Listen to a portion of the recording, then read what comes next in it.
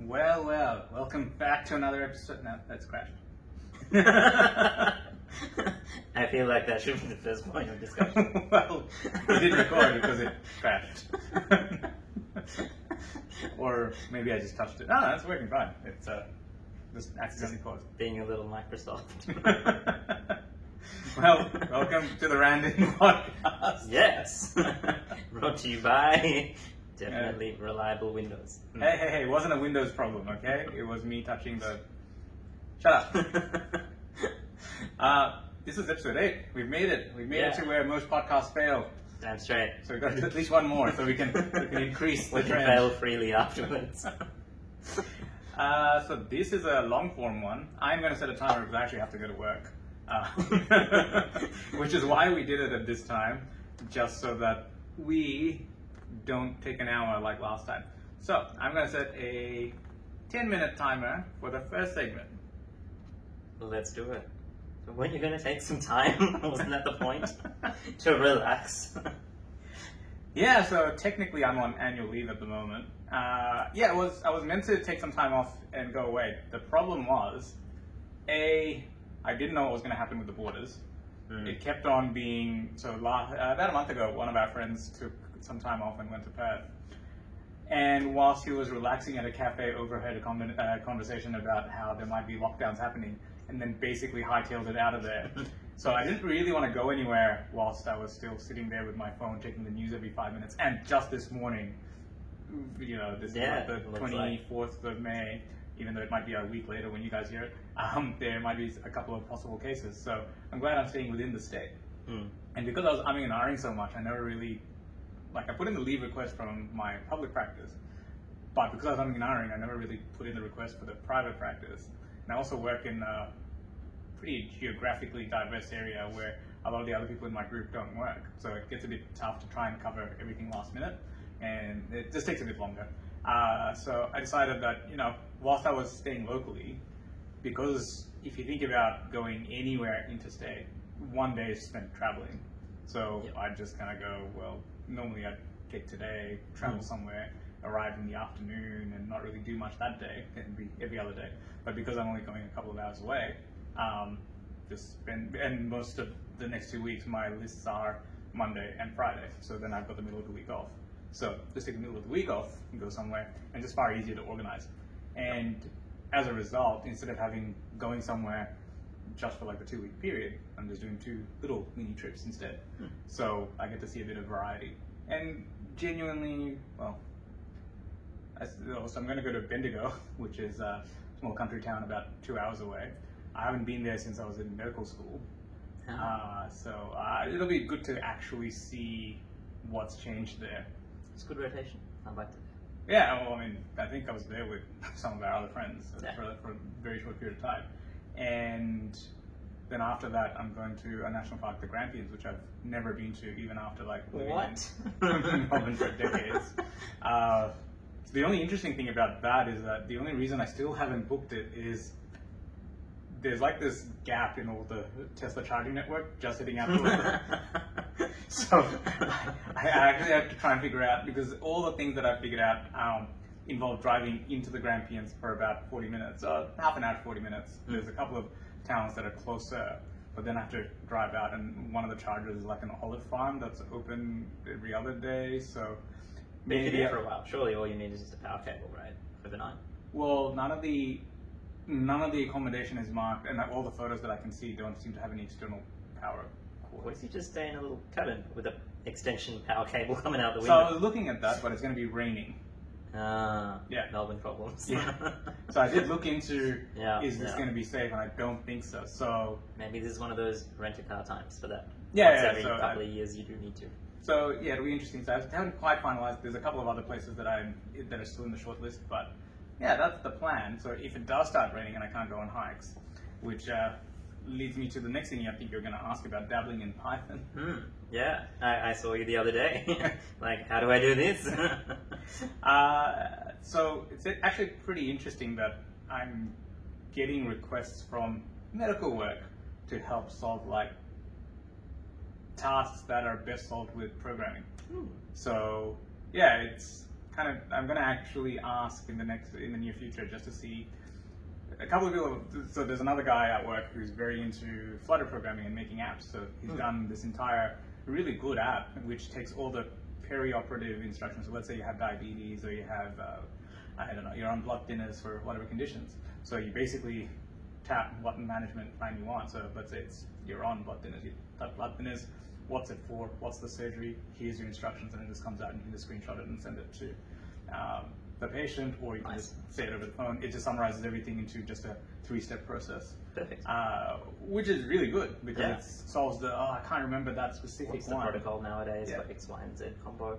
The problem is, however, he's the only one developing it, and he'll want to go on leave, something will change, he doesn't want to be the sole provider of doing everything for it. And eventually we're not going to work for even if we do work for the rest of our lives, life has a term. It has a terminal condition.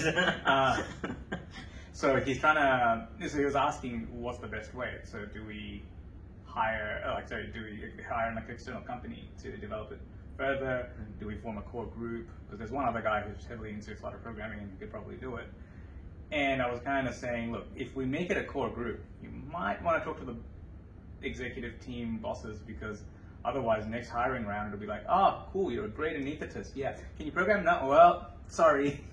Well, maybe that becomes, I think that should actually become part of what is a part of a requirement. Well, the other way to approach it would be to go, what I'm going to try and do is say to the powers that be, it's like, hey, I'm interested. I just haven't got the time to actually get upskilled. Can I actually use it as we've got study leave and conference leave and all that stuff? Unfortunately, there's no conference that I need to attend. It's literally I just need to sit down and get through the course. But can I actually use study leave, because it is now it's requests coming from other peers, even though it's not technically clinical work. It's just technically do a lot of non-clinical work as well. All of the but that's all the other stuff. So this is not counted as non-clinical work yet. So should it be? So it'll be an interesting thing, because if I can, then I would love to get through the Python stuff, because the same guy for one of his other hats has asked to help automate some slide creation for our weekly meetings. Sounds like it would be perfect to automate the boring stuff. For people that don't know, that's a book. If you have a learning program, actually really good. I'm just using the Udemy course for the same. It's actually much more fun. But the PDF is free. So it's $10 for the course. So expensive. So anyway, so how have you been spending your time? Well, it's been nice sort of being back from Logan, sort of different pace. But I'm also kind of looking forward to heading back to Perth again in a bit. But in the meantime, I guess now is kind of back to my project time and doing a bit of learning time. And the thing that I think I've noticed the most is I've always got a whole bunch of things I'm working on at the same time.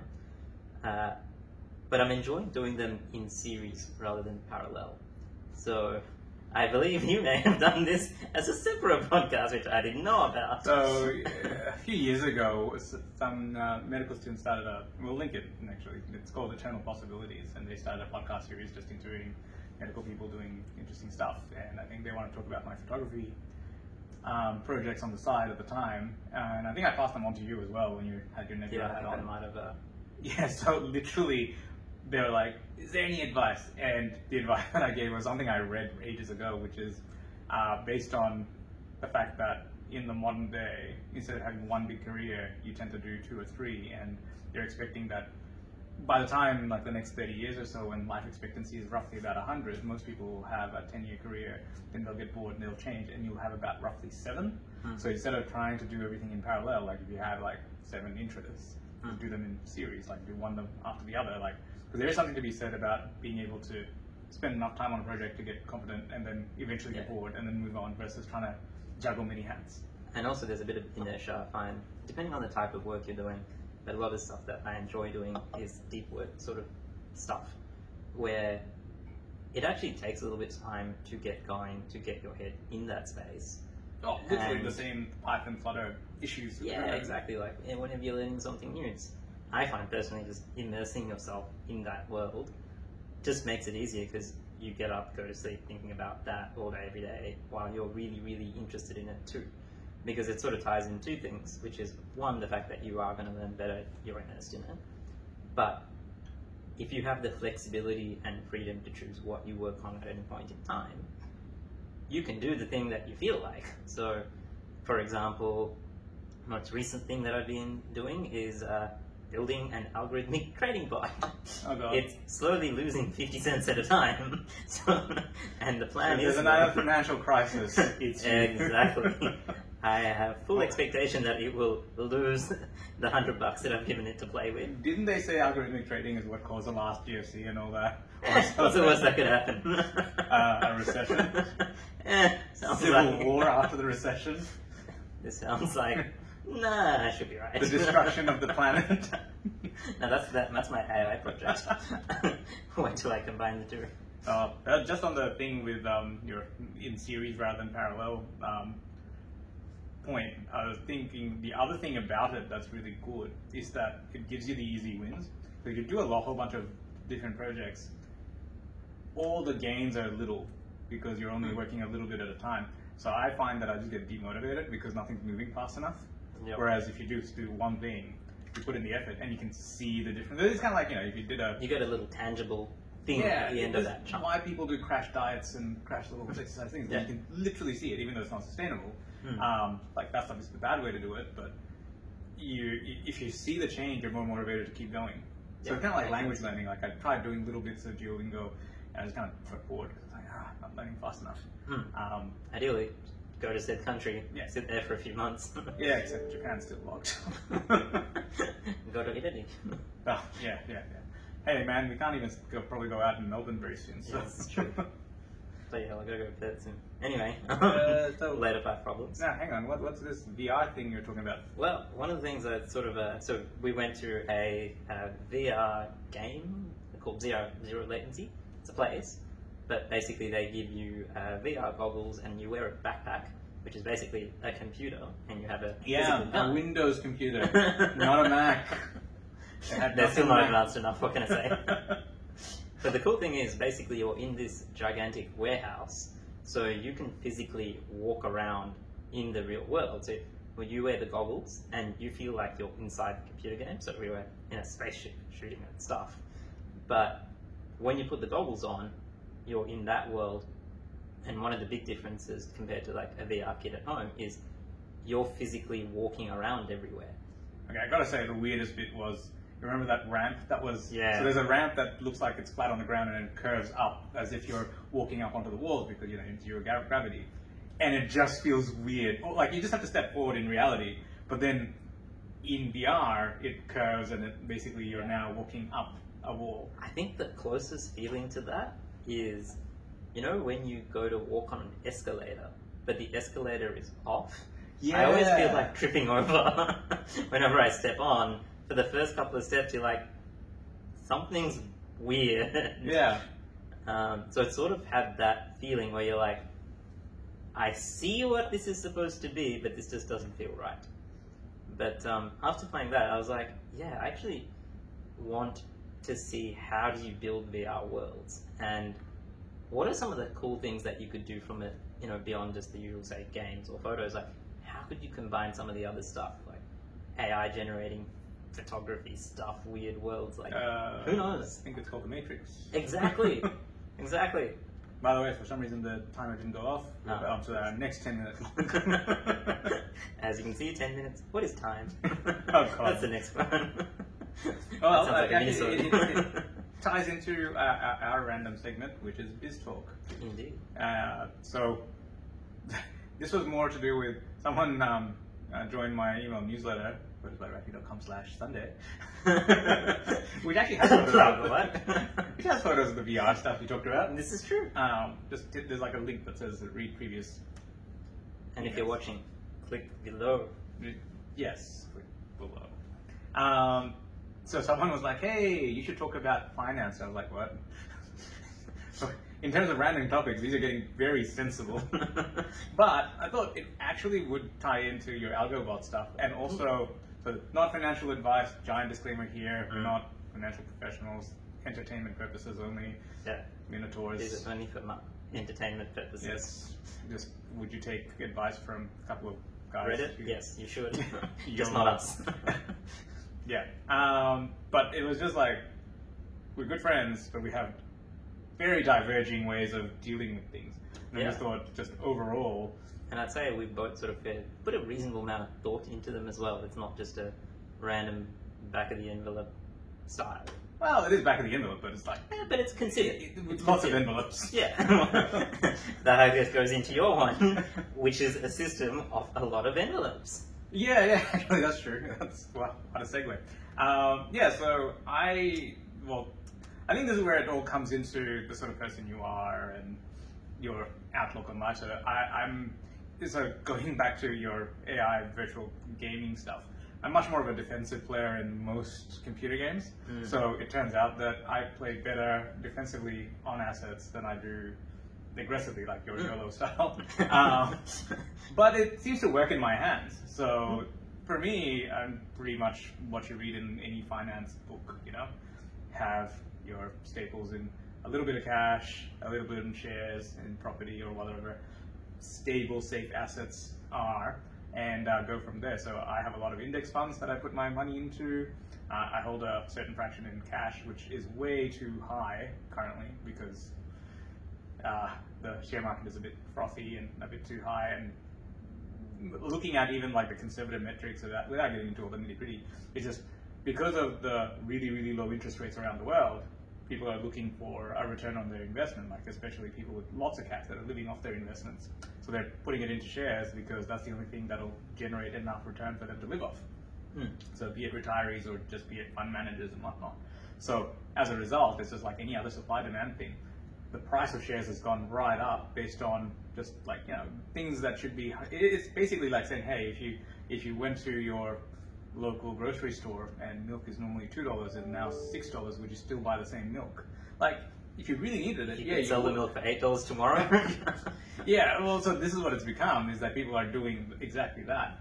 You probably need, let's pick another staple, I don't know, bread, rice, some sort of carb, instead of milk, because I'm sure there's lots of lactose intolerant. But let's say, like rice or something, right? Beans, whatever.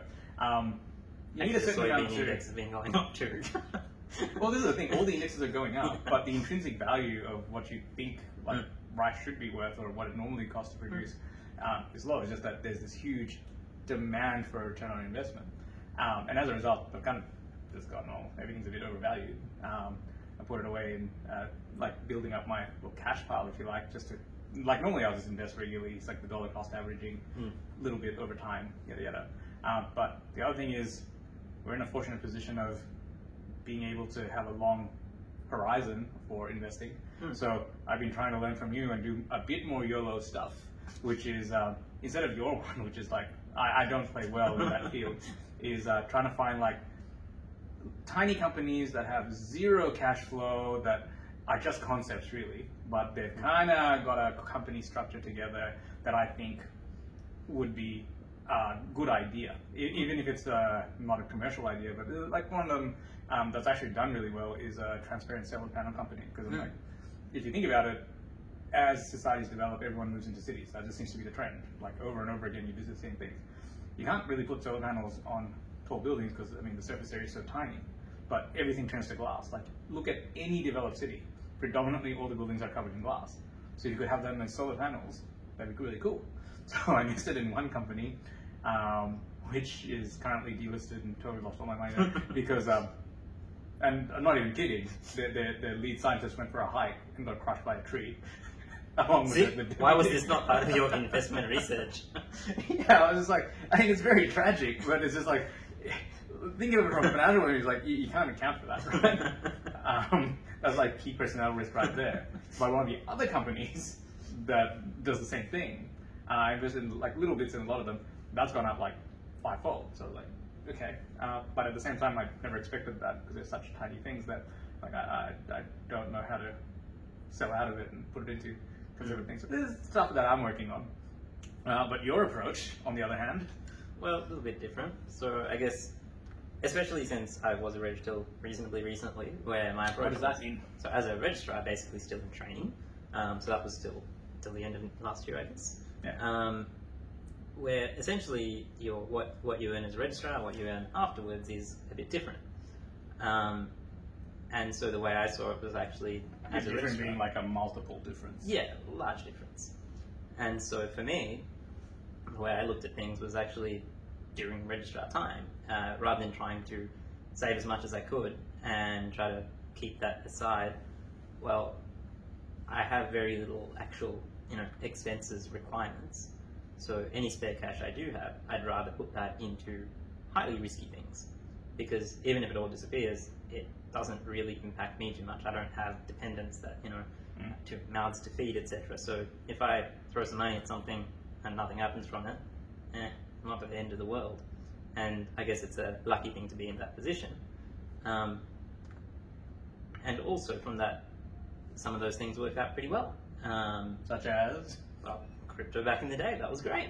When That you was were it building again. the mining rigs in my Yeah. So it started off with just back in the day reading random tech blog stuff and going, pretty sure drug dealers will be using this. There might be something in it. I believe you were like, hey, can I use your shit? So he built this mining rig, which my cat disappeared into because it was so hot. And then one day, Just ready I his cat. came home, and he's like, yeah, so the mining rig said, do you want me to build you one? And I was in the middle of exams, and I said, look, I'll actually fail if I start really reading into it. And then he's like, also, I got you a fire extinguisher in case your house burns down. Like, what? Well, safety-ish. Most of the mining rigs are built in geothermal plants is the ideal place, or in a shed. Both work. Yeah. So sometimes those pay off. Most of the times they don't. But it's also things like, for example, startups or investing in yourself. So me doing startups and being able to sort of use my spare cash to support myself to do that is technically a high-risk investment. Actually, the interesting thing was just like, you're getting approached by random VC firm stuff recently for Yeah. just your interests that you have in AI and ML and stuff. Yeah, and And- so I guess in a sense that's kind of like something that's paid off in the sense that I've had that flexibility to just spend money on, insert myself doing random things just because it's fun. So what have you done and what has happened? So, for example, in that space now with ophthalmology and AI, it's a reasonably small niche area in the sense that it's not the biggest area in the world, but it's definitely a growing one, and it's a fairly small niche one. So the nice thing is now, because I have been able to comfortably, at Stanford do research and some other projects, get pretty good at doing ophthalmic AI and ophthalmic data analytics, it means that it's now a valuable skill set, which, it's a bit of a long shot to do and acquire said skills and hope that people come after you for it, but it's paid off. I'll just summarize. I think what you said a couple of weeks ago is like, yeah, so there's this startup that's been spending 3 years trying to do this model. I did a better one on the weekend. Yes, stuff like that. You can kind of. But I think it was just like the things you were learning was exactly what they needed, but they didn't know it. It just happens to be, right place, right time, and you just happen to learn some stuff together. And, that was putting together some stuff I learned building consumer apps Yeah. together with some data analytics stuff. And Well, I suppose that's what the high risk part is, but when Yeah. it pays off, it's like the rewards are multiples of the. Exactly. Yeah. And then on the finances front, I guess that's where our approaches diverge a bit, where I'm like, yeah, well, right now I'd rather take it a bit more on the risky front, so things like startups, etc. And that's where I'd put my money, because right now I don't have any urgent need for cash. All right, but would you change to a more safe and stable later down the track? Yeah, definitely.